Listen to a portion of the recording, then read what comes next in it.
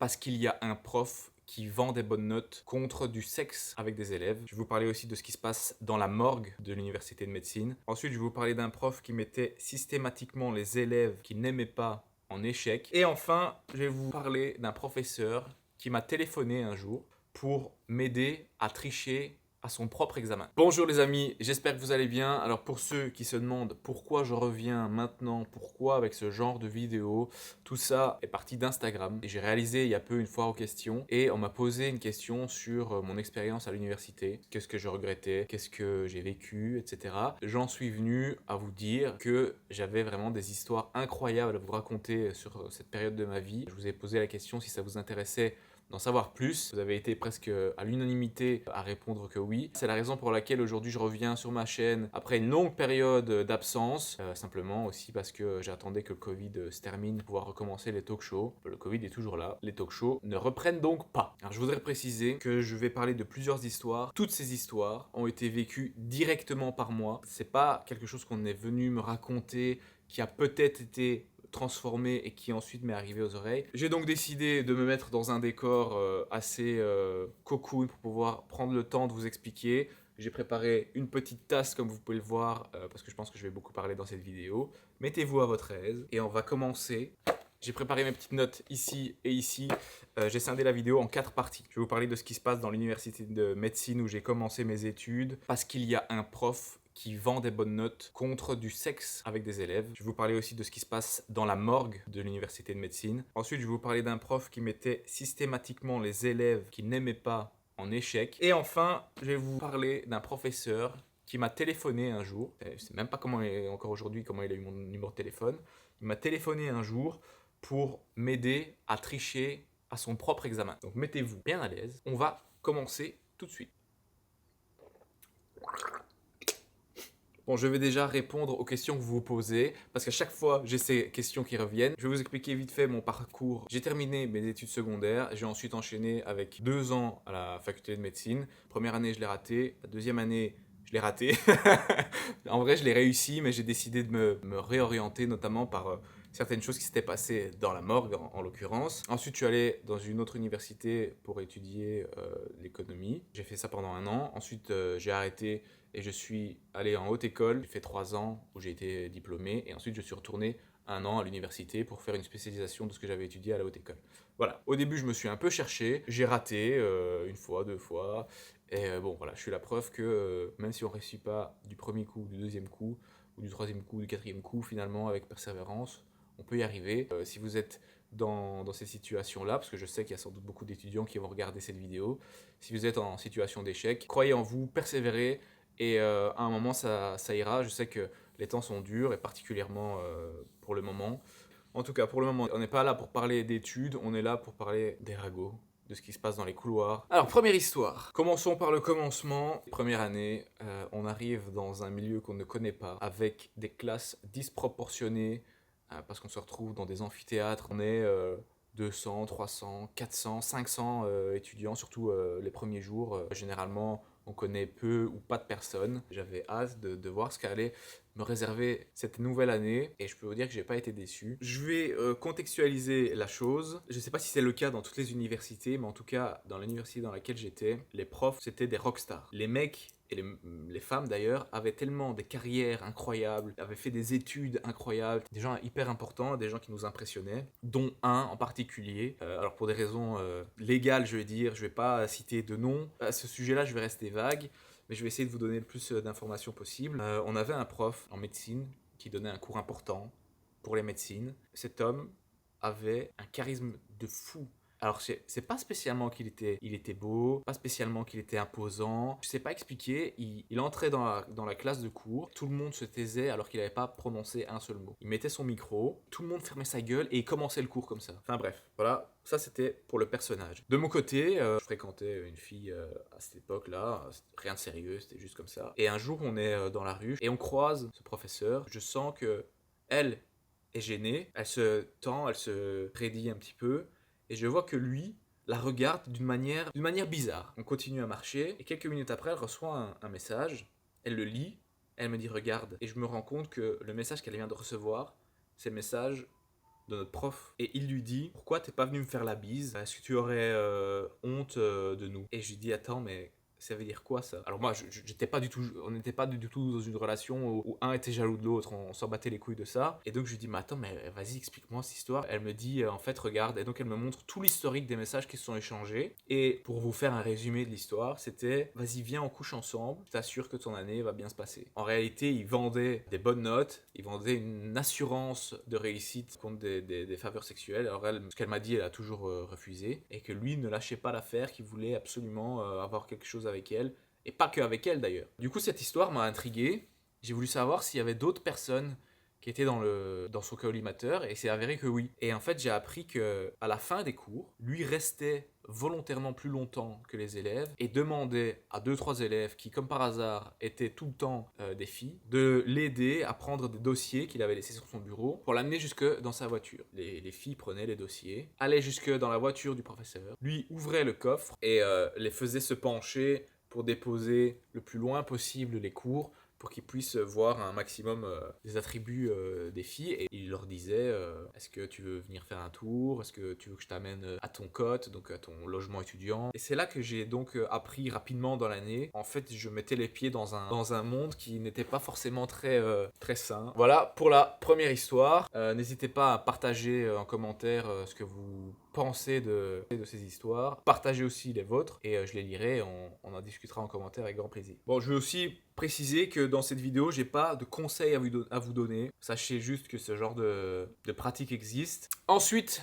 deuxième histoire qui concerne la morgue. Donc, je vous le disais, je sais pas encore une fois si c'est pareil dans toutes les universités de médecine, mais en tout cas, celle dans laquelle j'étais, il y avait une morgue dans laquelle il y avait plusieurs corps. Ce sont des gens qui, généralement, ont donné leur corps à la science. Moi, j'ai vu assez de choses horribles pour que je ne donne jamais mon corps à la science. Parce qu'il faut des gens qui le fassent, mais moi, je pourrais pas. À partir de la deuxième année, on avait accès à la morgue pour pouvoir faire des travaux pratiques. Moi, j'avais raté ma première année. Comme j'avais réussi des cours en première, j'allais suivre des cours de deuxième, c'est fréquent. Donc j'avais suivi le cours d'anatomie pratique qui se passait donc à la morgue. Une des questions que je me posais absolument quand j'étais en médecine, c'est est-ce que je pourrais supporter la vue du sang? Est-ce que je pourrais supporter la vue de quelqu'un qui a un bras cassé avec des os qui sortent? Parce que si c'était pas le cas, au moins j'arrêtais mes études et c'est terminé. Finalement, j'ai eu ma réponse, mais bon, dans quel contexte, je vous l'explique là tout de suite. Avant d'aller plus loin, si vous avez une quelconque difficulté à écouter ce genre d'histoire, n'écoutez pas cette histoire. Je pense que c'est mieux pour vous. Pour les autres,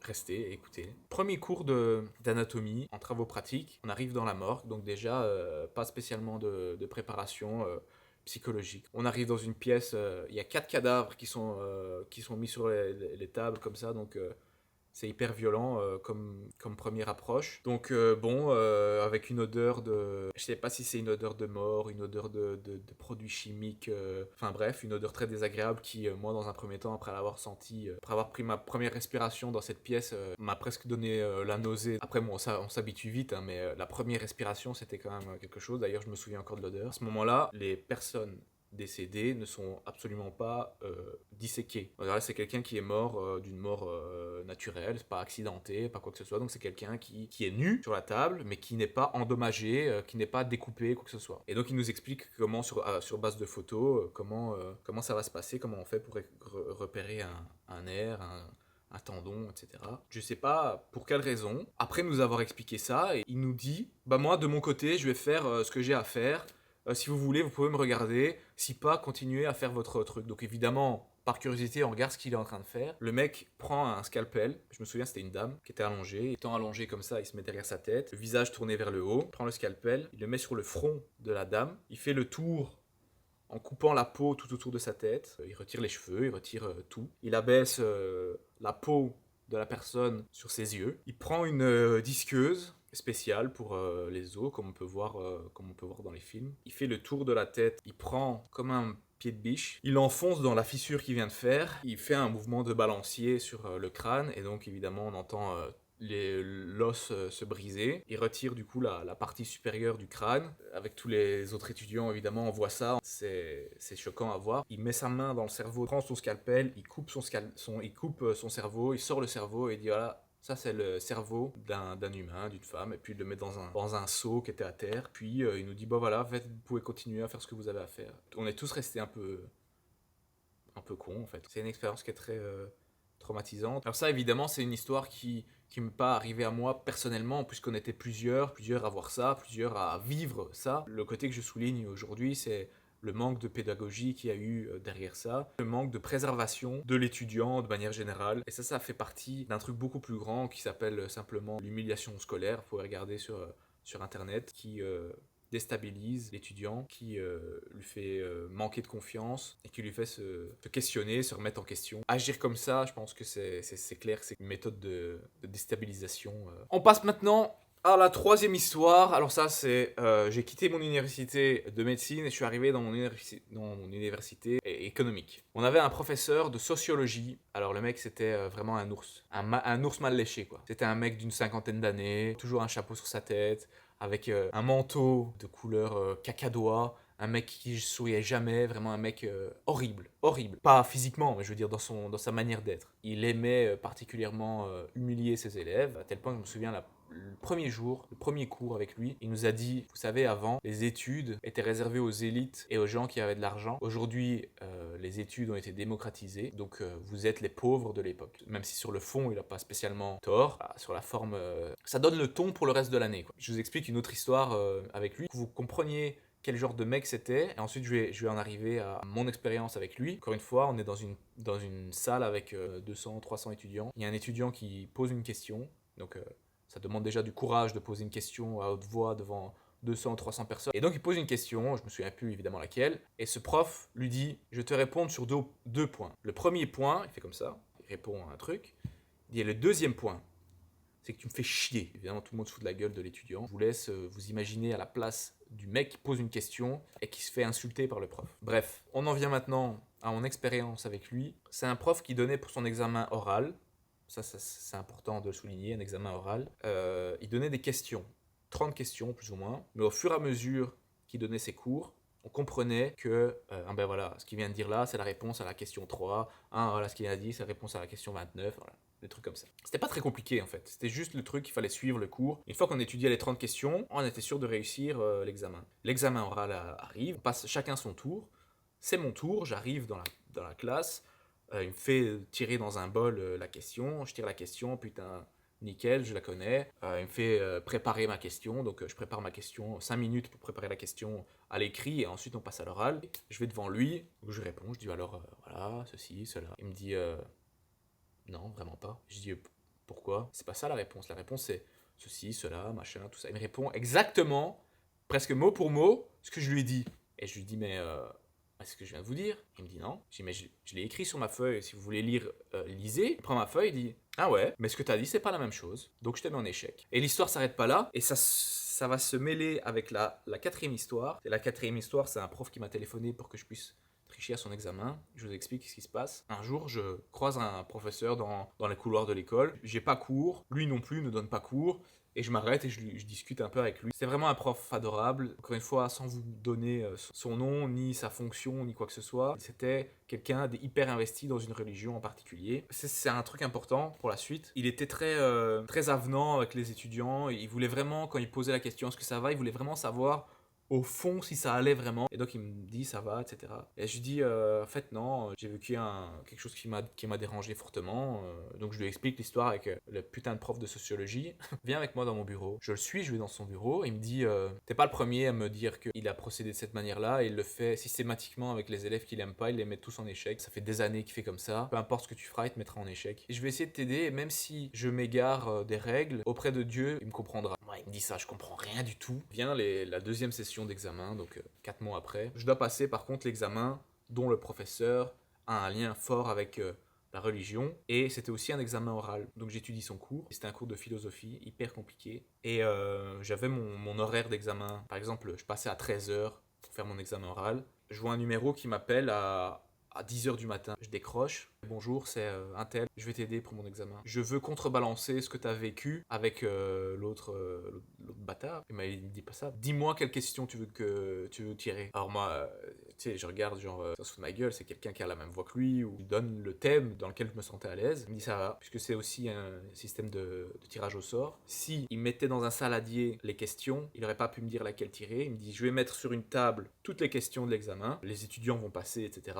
Mais toi, quand tu passeras, tu devras tirer la question en bas à gauche. Je dis d'accord, je raccroche, je me dis c'est pas possible, c'est une blague. Je vais aller à l'examen, je vais tirer la question en bas à gauche, ce sera un piège, il va me baiser. Enfin, je commence à devenir parano. Mais bon, dans le doute, je revois ma copie, et donc j'arrive à l'examen oral, et dit bonjour, comme si on me connaissait, comme s'il me connaissait pas en plus. Tirez votre question. Il y avait un deuxième étudiant qui est en train de préparer sa question. Donc je fais semblant de réfléchir, d'hésiter. Je prends la question en bas à gauche, je regarde. C'est bien la question qu'il m'avait dit de tirer. Donc j'ai passé mon examen. Et évidemment, je l'ai réussi. Et il m'a dit crois en toi, te laisse pas déstabiliser par certains professeurs. Et ça m'a fait un bien fou d'avoir été aidé. Et à ce point-là. Et comme quoi, malgré qu'il y ait des professeurs qui, c'est sûr, abusent de leur position, il y en a qui profondément sont bons et sont là pour apporter et transmettre le savoir sans arrière-pensée. Voilà pour mes quelques plus grosses histoires. J'espère que ça vous a plu. N'hésitez pas de réagir en commentaire. On se voit peut-être dans une prochaine vidéo. D'ici là, portez-vous bien. Ciao tout le monde.